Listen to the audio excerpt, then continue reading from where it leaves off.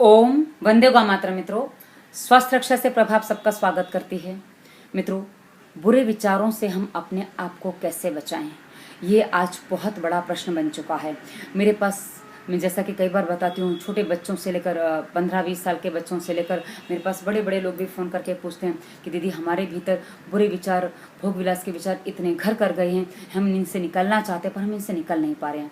मित्रों, आपके लिए मैं आज एक कहानी आपको सुनाती हूँ, क्योंकि कई बार कहानियाँ भी हमें सही मार्ग दिखाने में कारगर होती हैं। इसलिए एक छोटी सी कहानी मैं आपको सुनाना चाहूँगी। कहानी कुछ इस प्रकार है। एक धनवान व्यक्ति था। वह बड़ा ही विलासी अय्याश किस्म का था। उसको हमेशा भोग विलास और सुरा सुंदरी के ही बारे में उसके विचार चला करते थे और वो इन्हीं में हमेशा मस्त रहता था। और कई बार जब उसे थोड़ा समय बीतने के बाद एहसास हुआ तो उसने सोचा कि मैं इन आदतों से बाहर निकलूं, लेकिन अब वो उसका ऐसा आदी बन चुका था कि वो विचार ना करते हुए भी, ना चाहते हुए भी उसके मस्तिष्क में हमेशा चलते रहते थे। अब एक दिन क्या हुआ, अचानक उसका संपर्क एक शुभ सन्यासी से हो गया, जिसने सन्यासी को उसने अपने विचारों के बारे में बताया कि कृपया महाराज, मुझे इन विचारों से मुक्ति दिलाइए, मैं इनसे बड़ा त्रस्त हो चुका हूँ, मैं क्या करूँ, मुझे कोई मार्ग दिखाइए। तो संत बड़े सज्जन व्यक्ति थे, उन्होंने कहा अपना हाथ दिखाओ। और हाथ देखते वो चिंता में पड़ गए और बोले कि अब मैं तुम्हें क्या इन चीज़ों से पीछा छुड़वाऊं, क्योंकि तुम्हारा तो जीवन ही 1 माह का बचा है, 1 महीने के बाद तो तुम्हारी मृत्यु हो जाएगी। तो अब तुम्हें इस विचारों से छुटकारा पाके भी तुम क्या कर लोगे, अपने जीवन में क्या है जो तुम कर लोगे, अब 1 महीने में तुम क्या कर सकते हो। इस तरीके से कहकर जब वो चले जाते हैं तो उस व्यक्ति को, जो धनवान व्यक्ति था, उसको वही विचार आने लग जाते हैं कि अब क्या होगा, 1 महीने का समय बचा है, अब मैं क्या करूं। और उसने फिर सोचा, अरे 1 महीने का तो समय बचा है ना, इसमें चलो कुछ अच्छे काम कर लिए जाएं, इस अपने कुछ जीवन को सही मार्ग पर लिया जाए और कुछ सुधार उसमें कर लिया जाए, ताकि कम से कम अंत समय मुझे थोड़ा सा संतोष रहे कि मैंने कुछ अच्छा काम किया है, मैंने कुछ लोगों का भला किया है, या कुछ तो मैं संतुष्टि लेके जाऊं। यह सोचकर वो अपने 1 महीने को बस इसी सोच में और उसी क्रियाओं में, उसी क्रियाकलापों में, अपने दान आदि में जो उसके सामर्थ्य बनता था, जिसकी मदद कर पाता था उसकी मदद करता था, और जो जिसके लिए अच्छा बन पड़ता वो उसके लिए कर लेता था। और इस प्रकार उसका 1 महीना बीत जाता, करीब 29 दिन बीत जाते हैं। जहाँ 1 दिन बचता है, वो पुनः सोचता है कि अब एक बार पुनः उन संत महात्मा के दर्शन किए जाएं और उनसे पूछा जाए कि अब मैंने ये किया है, अब मैं क्या करूं। इस प्रकार सोच विचार करके वो संत के पास आता है और संत के दर्शन करने आता है। तो संत देखते ही कहते हैं कि आप तो बड़े शांत नजर आ रहे हो, 1 महीने पहले जब मैंने आपको देखा था आप बड़े चिंतित और बड़े अशांत और बड़े मस्तिष्क से व्यग्र नजर आ रहे थे, और आज तो आप बड़े शांत दिखाई दे रहे हैं, बात क्या है।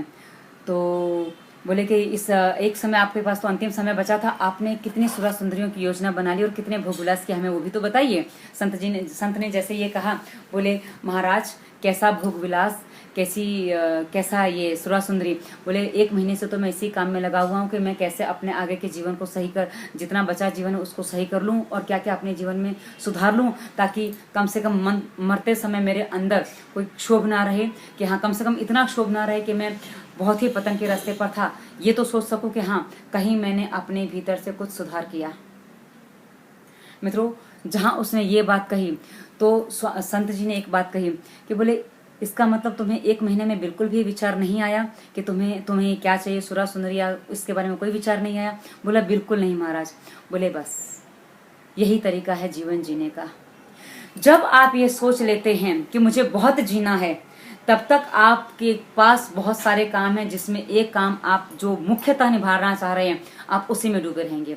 लेकिन जब आपको पता चल गया कि अंत समय आ गया है, तब आप मात्र वही करना चाहते हैं जो सचमुच हमारी आवश्यकता होती है, सचमुच जो हमारे चित्त की, हमारे आत्मा की जो आवश्यकता होती है, हम उस समय वो पूरी करते हैं। मित्रों, बस यदि आप इन चीजों से छुटकारा पाना चाहते हैं, यदि आप अपने ऐसे विचारों से छुटकारा पाना चाहते हैं, तो हर दिन ऐसे जिए मानो ये अंतिम दिन है, कल ना जाने क्या हो जाए, कल ना जाने आज रात को हम सोएं, कल सुबह उठ पाए कि ना उठ पाए, कोई भरोसा नहीं जीवन का, क्योंकि मृत्यु कभी भी कह के नहीं आती है। हाँ, यदि पता चल जाए मनुष्य को कि इतने समय बाद मृत्यु आ रही है, तो मनुष्य उसको सही कर सकता है, उसमें कुछ अपने जीवन में सुधार कर सकता है। लेकिन यदि पता ही ना चले तो अचानक ही मृत्यु आ जाती है।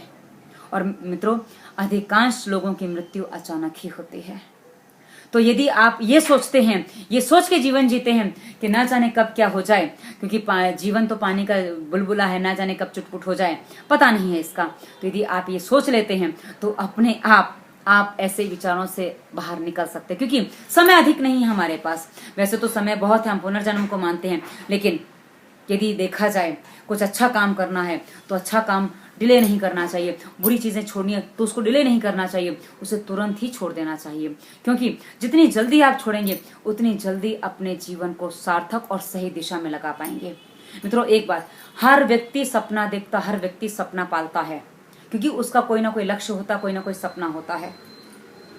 तो आप ये तय करिए कि आपका सपना आपके लिए महत्वपूर्ण है या आपके लिए वासना महत्वपूर्ण है, क्योंकि जो चीज आपके लिए अधिक महत्वपूर्ण है आप उस पर ध्यान केंद्रित करेंगे, आप उस दिशा में आगे बढ़ेंगे। यदि आपके लिए वासना अधिक महत्वपूर्ण है तो वासना में खोए रहेंगे, लेकिन यदि आपके लिए आपका लक्ष्य अधिक महत्वपूर्ण है तो लक्ष्य पर आगे बढ़िए, लक्ष्य पर ध्यान केंद्रित करिए, अपना गोल, अपना टारगेट सेट करिए और उसके बाद उसके लिए आगे बढ़िए।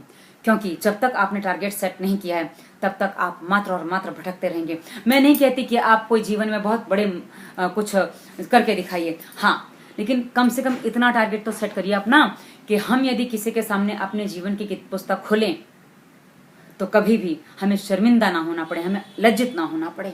मित्रों, यदि इतना ही आपने अपने जीवन का लक्ष्य बना लिया तो आप कभी भी कोई भी गलत कार्य या गलत क्रिया नहीं करेंगे, गलत विचार भी नहीं करेंगे, क्योंकि जब तक हमारे टारगेट सेट नहीं होते, जब तक हमारा एक अच्छा गोल नहीं होता, तब तक हम भटकते रहते हैं, हम ना जाने क्या क्या करते रहते हैं। और एक बात ध्यान रखिए, आप वहीं सही हो सकते हैं जो बात आप सबको सार्वजनिक रूप से एक तरीके से बता सकें, जो बात आप सबको सार्वजनिक रूप से अपने माता पिता विशेषकर अपने गुरुजनों को, बड़ों को नहीं बता सकते।